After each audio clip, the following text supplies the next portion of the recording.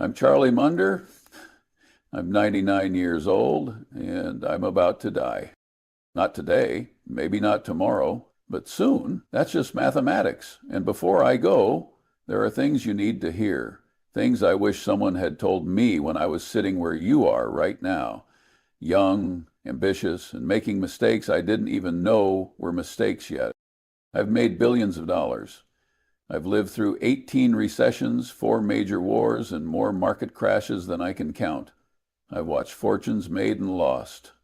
I've seen brilliant people destroy themselves and average people build empires. And after 99 years on this planet, I've learned something most people never figure out. Success isn't complicated. It's just hard. See, everyone wants the secret formula. They want me to tell them which stocks to buy, which businesses to start, which shortcuts to take. But that's not how it works. There are no shortcuts. There's only principles, simple principles that most people know but refuse to follow because they're boring, they're slow, and they require patience that nobody wants to have. But here's the thing. These principles work. They worked for me, they worked for Warren, and they'll work for you if you're smart enough to listen and disciplined enough to actually do them. So let me tell you what I wish I'd known at your age. Not theory, not textbook nonsense, real wisdom, expensive wisdom, the kind that cost me decades and millions of dollars to learn, because time is running out for me. But for you, you still have time, and that's the most valuable thing you'll ever own. Before we go deeper, tell me something. Where are you watching from right now? Drop your city in the comments. I want to know who's listening to a 99-year-old man talk about patience and mistakes. And if you haven't subscribed yet, do it now. We're building something here, a community of people who want to think clearly, act wisely, and avoid the stupid mistakes that destroy most people. No gimmicks, no get-rich-quick garbage. Just real wisdom from someone who's actually lived it. Hit that subscribe button. Then let's continue. I have an IQ somewhere around 160. Warren's is probably similar. And you know what? That's not why we're rich. I know plenty of people with high IQs who are broke. I know plenty of brilliant people who've made terrible decisions. Intelligence is like horsepower in a car. It's useless if you don't know where you're going. What matters isn't how smart you are. What matters is how you think. And most importantly, what you avoid thinking about. When I was your age, I thought being smart meant having all the answers. Now I know being smart means knowing which questions not to ask. It means knowing which games not to play. It means recognizing that the most important decisions in life aren't about what you do, they're about what you refuse to do. I've made this a religion in my life. Avoid standard ways of failing. You teach me the wrong way to play poker, and I will avoid it. You show me where businesses go bankrupt, and I will structure my life to avoid those patterns. Warren and I haven't succeeded because we're geniuses who pick winners. We've succeeded because we're pretty good at avoiding losers. And that's the first thing I wish I'd understood earlier. It's not about being the smartest person in the room. It's about being rational when everyone else has lost their minds. I'll tell you something that sounds boring but has made me more money than any brilliant insight. Patience. The big money isn't in the buying or the selling, it's in the waiting. And waiting is the hardest thing in the world to do when you're young, when you're ambitious, when everyone around you is making moves, and you feel like you're standing still. I remember being in my 30s, 40s, even watching opportunities I'd passed on turn into gold for other people. It ate at me. I'd think, Charlie, you idiot, you missed it again. But you know what I learned? For every one I missed that succeeded, there were 10 that blew up. I just didn't hear about those because nobody brags about their failures. Warren and I have a saying, the big money is made in the ass sitting. Crude, I know, but it's true. We've made most of our fortune by finding something good and then doing absolutely nothing for decades.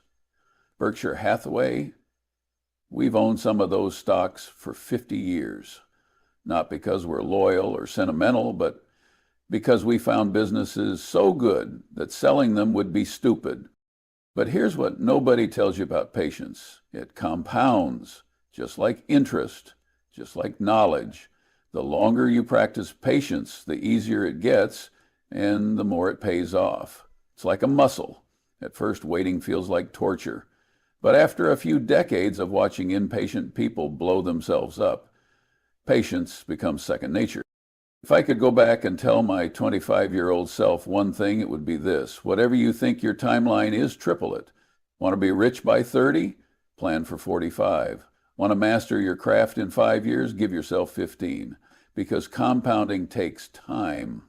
Real compounding, the kind that changes your life, doesn't happen in months or even years. It happens in decades. And here's the cruel irony. The younger you are, the more time you have, but the less patience you have. By the time you learn patience, you're running out of time. So learn it now. Sit on your hands. Do nothing. Let time work for you instead of against you. Let me tell you about money. Not investing, we'll get to that, but money itself, because most people have it completely backwards. They think money is about earning more. It's not. It's about needing less. I've lived in the same house for 70 years, not because I'm cheap, though I am, but because I don't need a bigger house. I drive a regular car, I wear regular clothes, and people look at me like I'm crazy. Charlie, you're a billionaire, why don't you live like one? And my answer is always the same. Why would I? What would I gain? A bigger house means more maintenance, more staff, more complications. A yacht means I'm stuck dealing with yacht problems. A private island means I'm isolated from the world. None of that sounds appealing to me. None of it would make me happier. Here's what I've learned about money over 99 years. Past a certain point, more money doesn't buy you more happiness. It buys you more problems, more decisions, more people wanting things from you, more complexity. The real secret to money is figuring out how much is enough. And for most people, enough is a lot less than they think. Once you have enough to be comfortable, to be secure, to not worry about the basics, additional money is just a way of keeping score. And keeping score is exhausting. I watched my friend get rich, really rich, in the tech boom, made hundreds of millions. And you know what happened? He spent the next decade worrying about losing it. Worried about taxes, about investments, about people suing him, about his kids becoming spoiled. He was miserable. The money didn't free him. It imprisoned him. So here's what I wish I'd known earlier. Figure out what enough looks like for you, and then stop. Don't keep chasing more just because you can. Don't let your lifestyle inflate just because your bank account does. Because the moment your expenses rise to meet your income, you're back where you started, on a treadmill running faster and faster just to stay in place. Live below your means, not at your means. Below them. Give yourself breathing room. Because that breathing room, that gap between what you earn and what you spend, that's where freedom lives. That's where patience lives. That's where you make good decisions instead of desperate ones. I've been asked many times, Charlie, what's the secret to staying sharp at your age? And the answer is embarrassingly simple. I never stopped learning. Warren and I, we're learning machines. We read constantly, we think constantly, we challenge our own beliefs constantly. And that's not because we're intellectually curious, though we are, but because the world keeps changing. And if you stop learning, you become obsolete. I'll tell you something that sounds arrogant, but is just factual. The reason Warren and I have stayed relevant for so long is that we keep getting better, not smarter. Better. We learn from our mistakes. We learn from other people's mistakes. We update our thinking when we're wrong. And most importantly, we don't cling to ideas just because we've always believed them. You know what kills more businesses and more investors than anything else? Obsolete thinking. people who made money one way and assume that way will work forever. It won't. The world changes, technology changes, consumer behavior changes. What worked in 1980 doesn't work in 2020, and what works today won't work in 2050. So here's what I wish I'd known at your age. Your education doesn't end when you graduate. It doesn't end when you get your first job or your first promotion. It never ends. Every single day you should go to bed slightly smarter than when you woke up. Read widely. Study failure, especially your own. Challenge your assumptions. Surround yourself with people smarter than you and listen to them. And here's the key: learn across disciplines. Don't just study your field. Study psychology, study physics, study history, study biology, because the big insights don't come from going deeper into your narrow specialty. They come from connecting ideas from different fields. That's where the magic happens. I call it a lattice work of mental models. It's a fancy way of saying understand how the world really works, not just your little corner of it. Because when you understand principles, real fundamental principles that cross disciplines, you can solve problems that others can't even see. And the beautiful thing about learning, it compounds just like money. What you learn today builds on what you learned yesterday. And in 20 years, you'll have this vast reservoir of wisdom that makes decision-making almost intuitive. You'll see patterns other people miss. You'll avoid traps other people fall into. Not because you're smarter, but because you've been paying attention longer. I'm 99 years old, and I've made every mistake in the book. I've lost money I shouldn't have lost. I've trusted people I shouldn't have trusted. I've wasted time on ventures that went nowhere. I've been arrogant, stubborn, and wrong more times than I can count. And you know what? Those mistakes were the best education I ever got. Here's what young people don't understand about mistakes. They're not setbacks. They're tuition. Every mistake you make, if you learn from it, is an investment in your future judgment. The goal isn't to avoid all mistakes. That's impossible. The goal is to make mistakes you can afford to make and then never make them again. Warren and I talk about this all the time. The mistakes that hurt us weren't the times we lost money on an investment. Those sting, but you recover. The mistakes that really cost us were the opportunities we missed, the businesses we should have bought and didn't. Those mistakes cost us billions, plural with a B. But here's the thing about mistakes of omission versus mistakes of commission. You can learn from both. When we passed on Walmart in the early days, that taught us something about recognizing exceptional businesses. When we bought See's Candies, which everyone thought was overpriced, that taught us that quality businesses are worth paying up for. Both lessons were expensive. Both were invaluable. So here's what I wish I'd known earlier. Don't hide from your mistakes. Study them, own them, figure out exactly where you went wrong and why. Because if you can do that, if you can look at your failures honestly, you'll make fewer and fewer mistakes over time. And here's the secret that nobody tells you. Most people don't learn from mistakes because their ego gets in the way. They rationalize, they blame others, they pretend it wasn't really a mistake. Don't do that. Kill your ego before it kills your progress. Say, I was wrong. Here's why. Here's what I'll do differently next time. And then actually do it differently. Warren and I have this practice. When we make a bad investment, we do a post-mortem. What did we miss? What did we misunderstand? What red flags did we ignore? And we write it down, because if you don't write it down, you'll forget. And if you forget, you'll make the same mistake again. Collect your mistakes like trophies. Review them regularly. And be grateful for them, because they're making you better. I've been married to the same woman for decades. I've kept the same friends for 50 years. And I can tell you without hesitation, those relationships are worth more than every dollar I've ever made. Money comes and goes, health comes and goes, but good relationships, if you nurture them, they last. And at 99, I can tell you that the quality of your life is determined by the quality of your relationships. Nothing else comes close.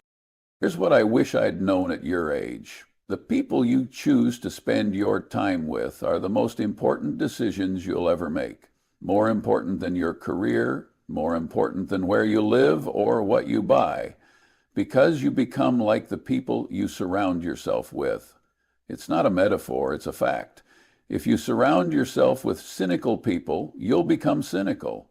If you surround yourself with people who make excuses, you'll make excuses. If you surround yourself with people who are always chasing the next shiny object, you'll never be satisfied. You absorb the attitudes and behaviors of your circle, whether you realize it or not. So choose carefully. Warren and I have a simple rule. We only work with people we respect and admire.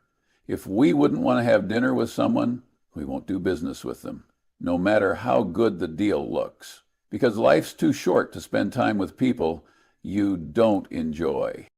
And here's something else. Invest in your relationships the same way you'd invest in a business. You can't ignore them for years and expect them to thrive. You have to show up. You have to be present. You have to give before you take.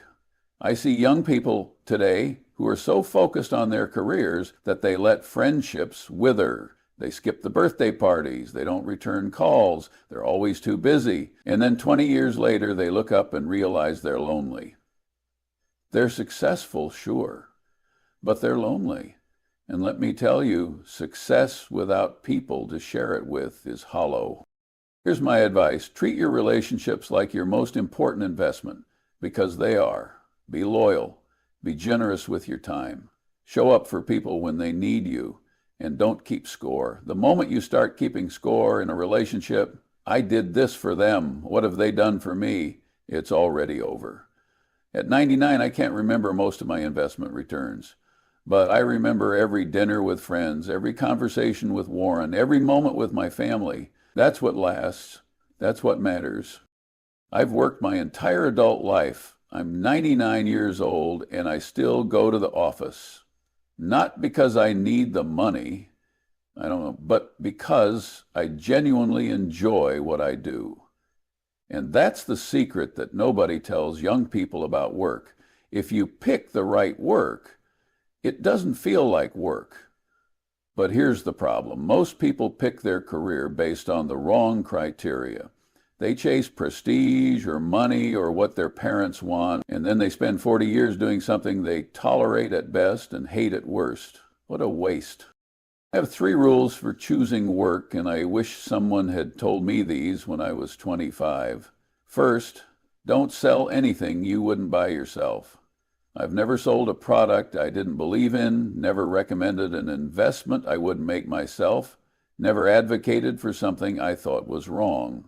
Because once you cross that line, once you start compromising your integrity for a paycheck, you're finished. Not financially, maybe, but morally, and that's worse.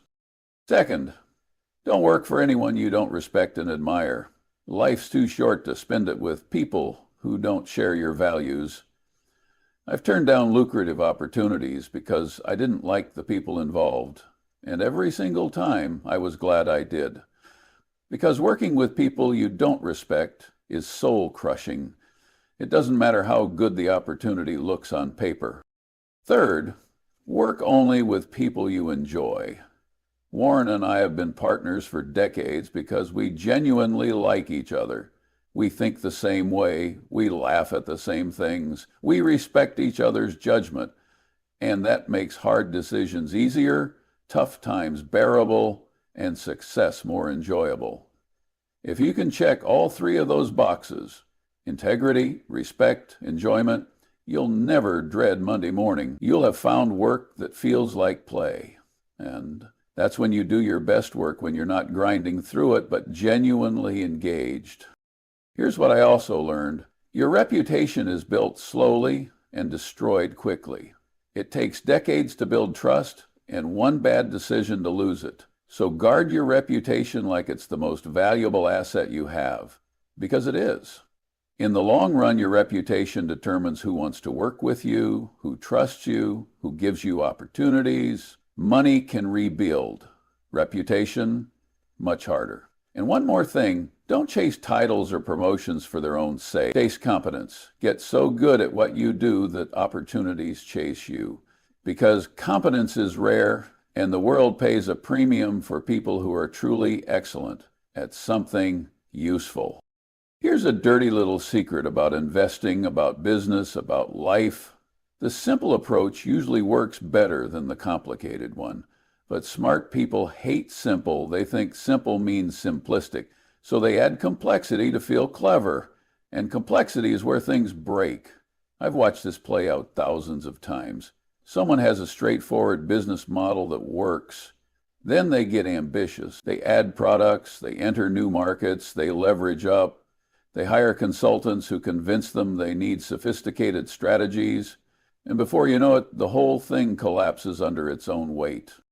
Warren and I keep it simple. We buy businesses we understand, run by people we trust at prices that make sense.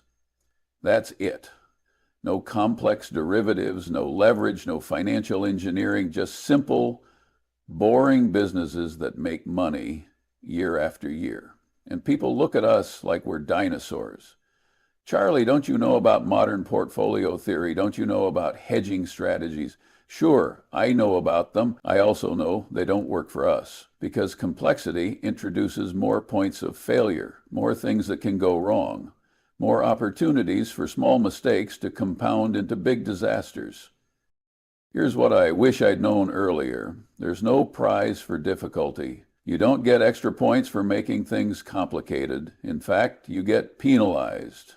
Because complex systems are fragile. They require constant monitoring, constant adjustment, and eventually something breaks that you didn't anticipate. Simple systems are robust. They're easier to understand, easier to manage, easier to fix when something goes wrong. And in the long run, robust beats clever every single time. So when you're faced with a decision and you have a simple option versus a complex one, default to simple. Don't add complexity unless it genuinely adds value, and be very skeptical of anyone who tries to make simple things sound complicated. Usually they're either confused or trying to confuse you. I've probably said no to more opportunities than I've said yes to. And that's not because I'm risk-averse or pessimistic. It's because most opportunities are bad opportunities disguised as good ones. Here's what young people don't understand. Every time you say yes to something, you're saying no to everything else you could be doing with that time and money. So the question isn't, is this a good opportunity? The question is this the best possible use of my limited resources? And most of the time, the answer is no. Warren and I have missed hundreds of chances to make money, maybe thousands, and every single time we passed on something that later succeeded, people would ask, Charlie, don't you regret not investing in that? And my answer is always the same, no. Because we were also passing on 1,000 other things that failed. We just don't hear about those. The art of investing and the art of living is knowing what to ignore. There's an infinite number of things you could do, could invest in, could spend time on. Your job isn't to do everything. It's to do the few things that really matter and ignore everything else. I've made more money by sitting on my hands than by taking action. I've preserved more wealth by not losing it than by making brilliant investments. And that's because inaction is underrated. Doing nothing is a viable strategy. Sometimes it's the best strategy, but doing nothing is hard. It feels passive. It feels like you're missing out. So people do things just to feel like they're doing something. They trade stocks, they start projects, they chase trends. And most of the time they'd be better off doing nothing. Here's what I wish I'd known at your age. Saying no is a skill. Practice it. Get comfortable with it. Because the more successful you become, the more opportunities you'll have, and most of them will be distractions. Your ability to say no, to stay focused on what truly matters, will determine how far you go. And don't feel bad about saying no. You don't owe anyone an explanation. No is a complete sentence. Use it liberally. I'm 99 years old and I'm still here, not because I have great genes, though I might, but because I've taken care of myself. Not obsessively, not to the point where it interferes with living, but consistently. Here's what I wish I'd known at your age. Your health is the only asset you can't replace. You can make more money, you can rebuild your career, you can start over in a new city, but you only get one body, one brain, and if you wreck them, you're done. I see young people today working themselves into the ground, not sleeping, eating garbage, never exercising, living on caffeine and stress, and they think they're invincible. They think they'll fix it later, but later never comes, or by the time it does, the damage is done. You don't get to be old and healthy by accident. You get there by making small, boring decisions every single day. You eat reasonably, you move your body, you get enough sleep, you manage your stress. Nothing glamorous, nothing complicated, just consistency. And here's the thing, health compounds too. The good habits you build now will pay dividends for decades.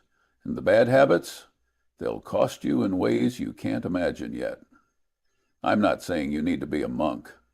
I'm not saying you can't enjoy life. But I am saying you need to respect the fact that your body has limits. Push too hard for too long and something breaks. And unlike money, you can't just earn more health. So take care of yourself. Not because you're vain or obsessed with longevity, but because you want to be functional and sharp for as long as possible. Because what good is wealth if you're too sick to enjoy it? What good is success if you're miserable? At 99, I'm grateful every day that I can still think clearly, still walk, still work. That's the real wealth. That's the real success. And it started with decisions I made 50, 60, 70 years ago. People ask me if I have regrets. Of course I do. I'm 99 years old. I have plenty. But here's what I've learned about regrets. They're not evenly distributed. Most of my regrets aren't about things I did. They're about things I didn't do. Opportunities I was too cautious to take. Relationships I let slip away. Risks I should have taken, but didn't. There's a business Warren and I passed on in the early days. We thought it was too expensive. It was Walmart. If we'd bought it, we'd have made an extra $10 billion, maybe more. And that haunts me. Not because I need the money. I don't. But because I hate being wrong. But you know what? I don't regret a single friend I've kept. I don't regret a single book I've read. I don't regret a single book I've read. I don't regret a single book I've read. I don't regret a single book I've read. I don't regret staying married or staying curious or staying humble. Those weren't mistakes. Those were the best decisions I ever made. Here's what I wish I'd known at your age. You'll regret the things you don't do more than the things you do. Fear keeps us from trying things, from taking risks, from putting ourselves out there. And that fear costs us, not immediately, but over decades. You realize all the experiences you missed, all the people you didn't connect with, all the adventures you didn't take. So take the risk, ask the question, make the move. And if it doesn't work out, at least you'll know. At least you won't spend the rest of your life wondering, what if? I'm 99 years old, and I've had a good run. Better than I deserved, honestly. I've made money, sure, but more importantly, I've had great friends, good health, work I enjoyed, and a life that felt meaningful. And none of that came from being a genius. It came from following a few simple principles and sticking with them, even when they weren't fashionable. Here's what I hope you take from this. Be patient. Learn constantly. Admit your mistakes. Live below your means. Choose your people carefully. Do work that matters. Keep it simple. Say no often. Take care of your health And don't wait to live the life you want, because time is the only thing you can't get more of. And at your age, you still have plenty of it. Don't waste it. Don't spend it on things that don't matter. Don't chase empty achievements or hollow success. Figure out what enough looks like for you, and then build a life around that. Not more, not less, just enough. And remember, the goal isn't to die rich. The goal is to live well, to go to bed each night knowing you spent your day on things that mattered, to look back at 80 or 90 or 99 and think, yeah, I did it right. I'm not perfect. I've made plenty of mistakes, but I've also lived by principles that served me well.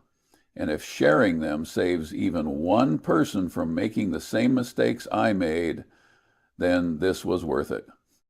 So go, be patient, be rational, be kind, and build something that lasts. That's what I wish I'd known at your age.